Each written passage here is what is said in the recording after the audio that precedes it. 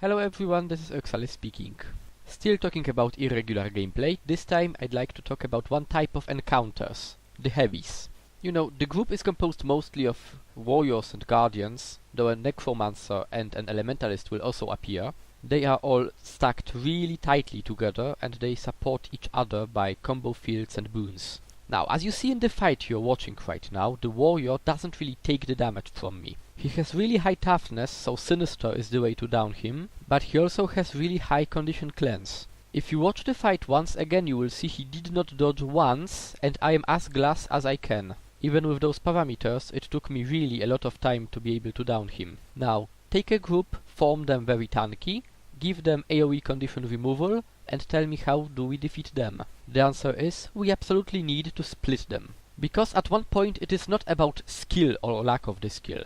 It's about the lack of firepower to be able to pierce their defenses. And this is where the water part comes into the equation of this video. Enemies stick close together to share boons between each other.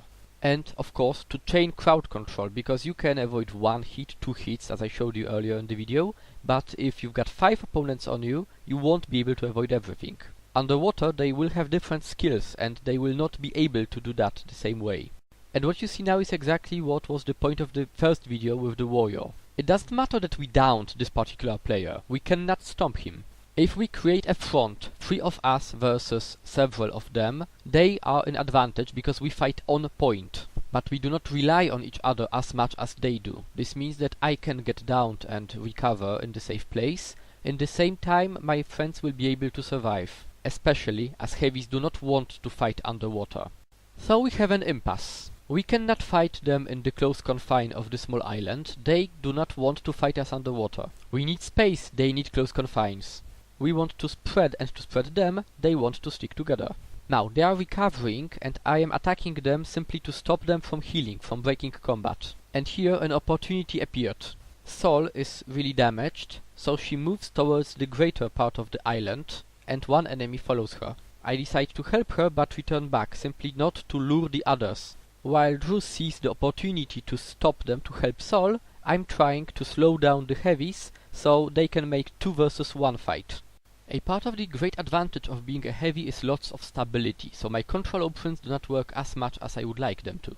But control is much more than just stuns. Part of my control is torment from shatters and torment from scepter. Enemy completely ignored the fact that I was, well, kind of biting him with my small teeth all the time. And when he was running with torment nuke, I was able to down him with curtain stomp, and in the meantime, as others tried to help the one I was downing, Gw2 and Sol dispatched the one they were facing.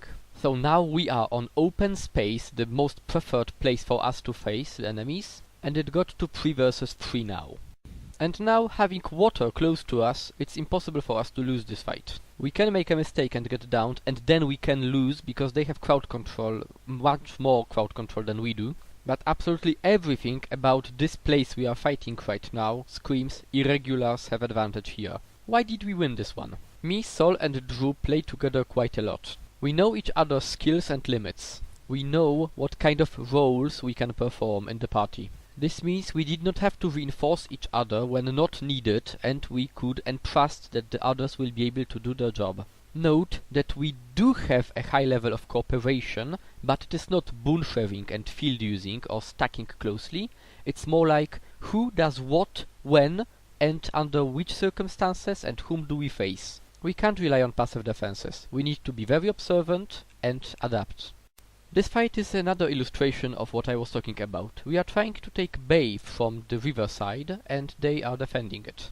The elementalist panicked and moved away from the heavy group, while I have clones so I can stomp him. Now, a great disadvantage of the fact we are not playing together in the same team is the fact everyone has different expectations. Laurentius is a very good player and a raider, but we are the irregular roamers. He expected us to charge, we expected him to disengage, and thus he was alone against enemy force, and he died.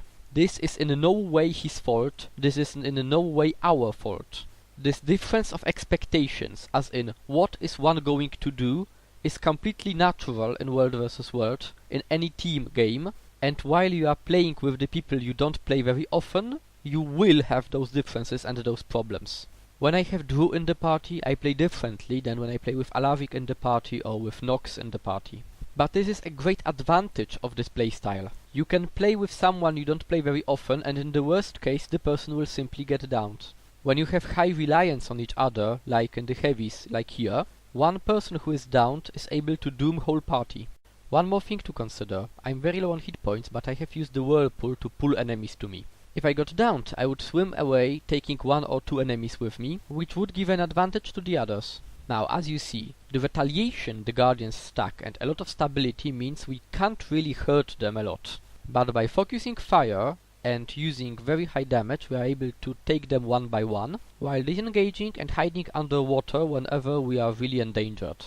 And as a result, they have decided they can't kill us right now and returned to the bay. Then they summoned reinforcements and killed us. Then we denied them dolyaks, they left the other borderland, because we were not entertaining enough for them, and we were able to take the bay without any opposition, because perseverance always pays. To recap, terrain is important, don't clash with heavies if you're irregular, make them split and seize the moment, be aware that team play and coordination is more than just stacking, know the other player's expectations, and kill all the dolyaks with extreme prejudice. Thank you for watching, Irregulars out.